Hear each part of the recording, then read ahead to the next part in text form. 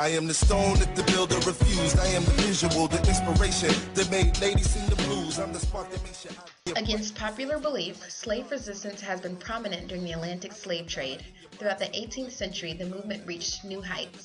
New forms of resistance emerged, rebellions elevated, and the cases of runaway slaves increased. Two very important instances of defiance include the spread of Maroonage and Nat Turner's rebellion. Maroonage in the United States, as well as Nat Turner's rebellion, were not overall completely successful. If the two forms of resistance had been successful, the black liberation within Virginia could have occurred much sooner. We created the Southampton Colony, the first successful independent black colony in Virginia. As early as the mid-17th century, maroon societies increased in the Caribbean and eventually small communities developed in the English American colonies.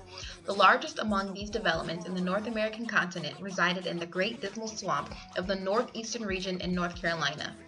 Research has found that while many Maroons created developments outside of the slave society, numerous slaves joined groups that had already been established by Maroons and Native Americans seeking refuge away from white oppression.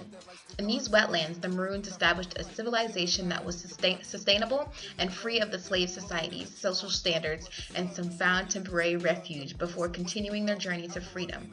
However, the Maroons did not live in peace for long and eventually were driven out of their swamplands and re-entered into slavery or murdered. Nat Turner was born on October 2nd, 1800, to a mother named Nancy and an unknown father.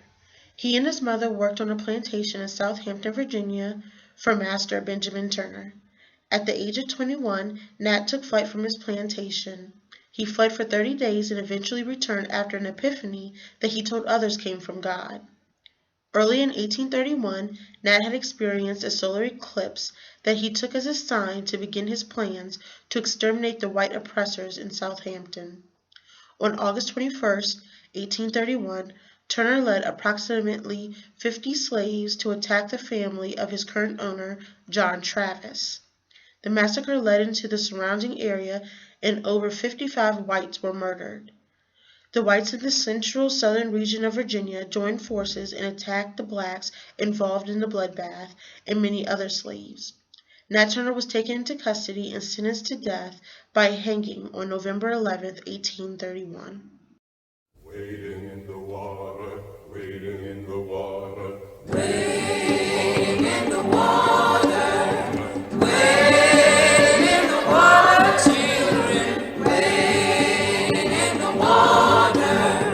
God is gonna trouble these water, wading in the water, wading in the water, children, wading in the water. God is gonna trouble these water. See that band all dressed in white. God is gonna trouble these water. It looked like a band of the Israelites. God is gonna trouble these water. Wading in the water, wading in the water, children, wading in the water. God is gonna trouble these water.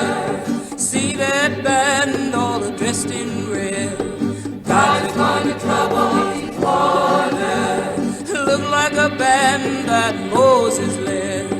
God is gonna trouble these water.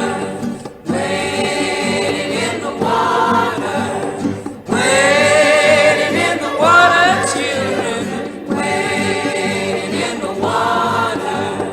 God is gonna trouble these waters. My Lord delivered Daniel, Daniel, Daniel. Did my Lord deliver Daniel? Then why not every man? Now did my Lord deliver Daniel?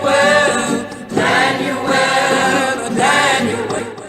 Did my Lord? We chose to cover physical resistance, and two strong examples of such was Maroonage and Nat Turner's rebellion. Combining these two events and even joining forces with other oppressed groups such as the Native Americans, our creation of the Southampton Colony represents strength, unity, and resistance.